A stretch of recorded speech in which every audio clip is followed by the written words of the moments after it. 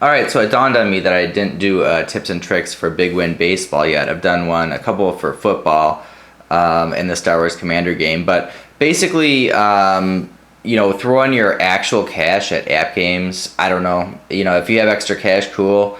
But for me, man, I'm never going to throw cash at app games, and you can still do really well. It just takes a long time. Um, Basically, tips and tricks without spending your real money. The biggest tip I have for you guys is to manage your resources wisely. When you start out, get into everything you can. Get into all the different tournaments or the pennants. Whether you win or lose, you're still going to get big bucks. And when you're building your team, you can watch those videos to earn coins and then pretty much get a silver team right away. As far as the gold, the best way to build up your team is to, like I said, just be patient. You're going to lose a bunch of games. Who cares?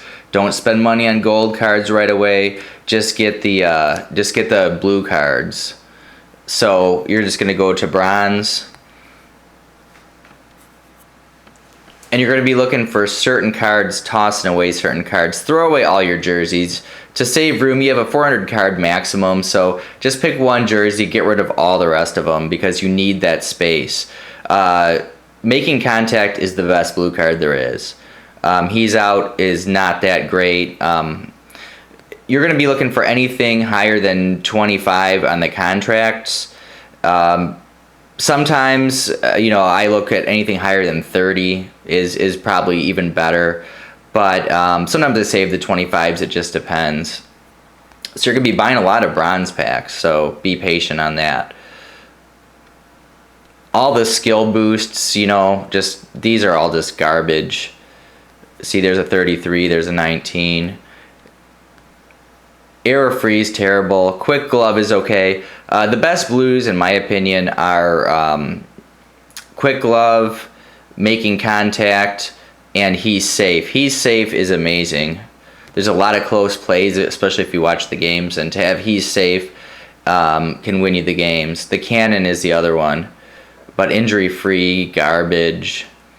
So you're just going to be basically building a lot of cards because it's annoying as hell when you're trying to play the pennant and you're also looking for cards. So you want to spend some time and just build up a card base before you start playing. He's Out, yeah, whatever.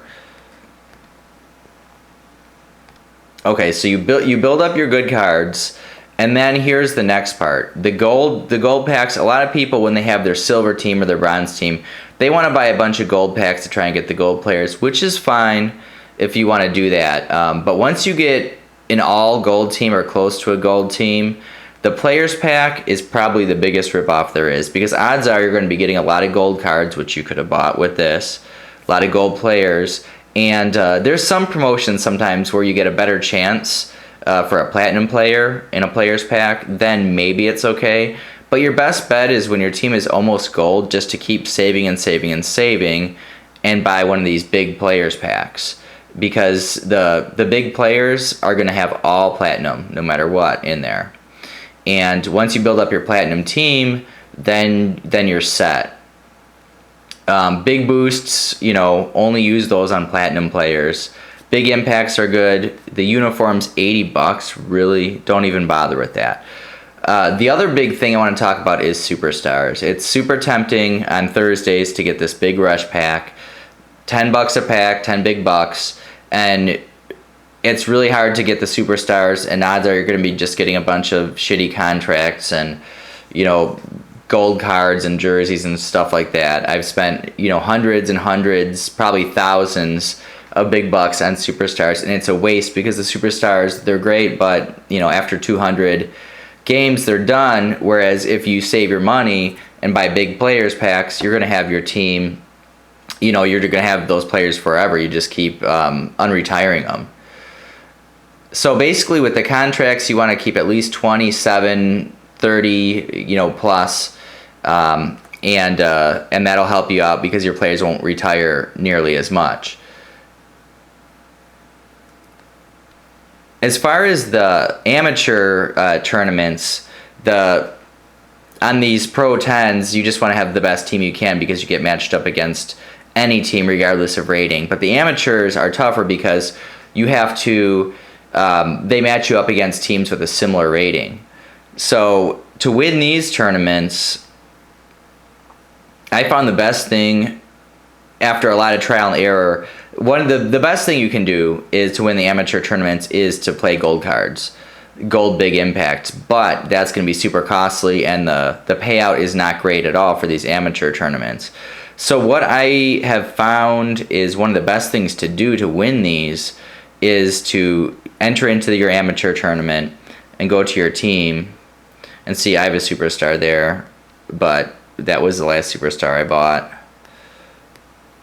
So basically what I found the best thing to do is, let's see, get a bunch of really crappy bronze players. Let's see where my DH is. Yeah, my DH, he's all sorts of messed up. He needs a contract, everything else. But this will lower the overall rating of my team. And the DH, he's not going to get many hits, but at least he won't make any fielding errors because he's not on the field at all. He's just bats. So basically what I do is I go over to here and I make my team all bronze minus the pitcher, and I keep a platinum or gold pitcher, and that actually surprisingly wins me games because the rating of my team is super low, especially with this guy. He's 9, and then you have an awesome pitcher going against really shitty batters. So that's another strategy there. So to make a long story short, don't spend money on the game unless you really want to get advanced fast. But just be patient, and if you like the game, you're eventually going to keep building and building and building. And it takes a long time. I've played thousands of games, and my team, as you can see, this 93, this center fielder, is the highest player I've gotten so far, fully boosted. And it's tough. It really is. I think that some of the players that have, when the game first came out, I think there was better players. I'm almost sure of it because I've seen teams with, guys that are, 94, 95. I think I've even seen a 96 before. And that's just, in my opinion, after opening so many players packs, just not going to happen anymore. The highest I've seen, like I said, is the 93. Odds are you just get, guys that are in the 70s. And fully boosted, you can only get 6 more points past their initial ability. So this guy right here, he was an 87 straight out of the pack. And when I saw that, I almost had a heart attack because I thought that was insane. But yeah, if any feedback, hit me up. Otherwise, I'm probably going to make a couple more videos, get a bunch more big bucks, and open some players packs so you guys can kind of see what I'm talking about with the nonsense of these low players. Have a good one.